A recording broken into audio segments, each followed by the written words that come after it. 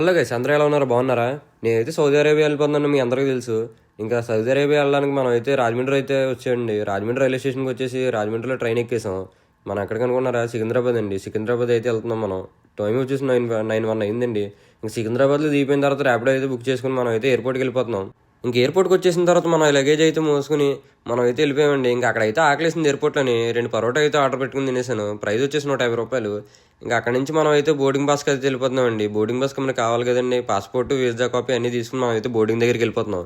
ఇంకా అక్కడికి వచ్చేసి మనకి సలాం ఎయిర్లో వచ్చిందండి టికెట్ అయితేనే. స్టాంపింగ్ కూడా అయిపోయింది. ఇంకా అక్కడ నుంచి మనం లోపలికి అయితే వచ్చేసాం. మనకు ఫ్లైట్కి ఇంకా టైం ఉందని కొంచెం అటు ఇటు తిరుగుదామని ఎయిర్పోర్ట్లో అయితే కొంచెం అటు ఇటు తిరుగుతుందండి.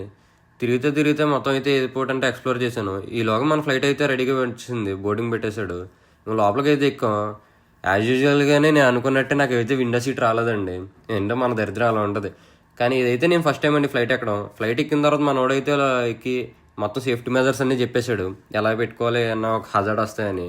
ఇంకా అక్కడ నుంచి మనం ఇది క్యాట్లాగ్ చూడండి, క్యాట్లాగ్ కూడా ఉంది అక్కడ, ఒకవేళ చదువుకోవచ్చు.